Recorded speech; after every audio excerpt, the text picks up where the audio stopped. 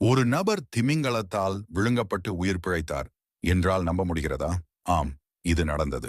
2021ஆம் ஆண்டு அமெரிக்காவின் gap card அருகே மைக்கேல் பேக்கார்டு என்ற நபர் ஒரு திமிங்கலத்தால் விழுங்கப்பட்டார். அவர் நீச்சல் அடித்துக் கொண்டிருக்கும் போது திடீரென ஒரு பெரிய அதிர்வும் இருட்டும் மாறியது. திடுக்கிட்டு பார்த்தால் அவர் திமிங்கலத்தின் வாய்க்குள் இருந்தார். விஞ்ஞானிகள் கூறுவதன்படி அந்த திமிங்கலம் உணவு தேடி நடக்கும்போது தவறுதலாக அவரை விழுங்கியது. அவர் மூச்சு திணறினார். உயிரை மீட்பது எப்போ வரும் என்று தெரியாமல் இருந்தார். ஆனால் 30 முதல் 40 வினாடிகள் கழித்து திமிங்கலம் அவரை வெளியே துப்பியது.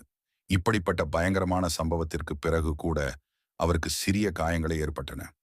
வல்லுநர்கள் கூறுவதன்படி திமிங்கல்கள் மனிதர்களை தாக்குவதில்லை. இது ஒரு விபத்தாகவே நடந்தது. இப்படி திமிங்கலத்தால் விழுங்கப்பட்டு மீண்ட மிகச்சிலரோல் மைக்கேல் பேக்கார்டும் ஒருவர். இது போன்ற உண்மை தகவல்களை தெரிந்து கொள்ள விரும்பினால் இந்த வீடியோவிற்கு ஒரு லைக் செய்து சப்ஸ்கிரைப் செய்யுங்கள்.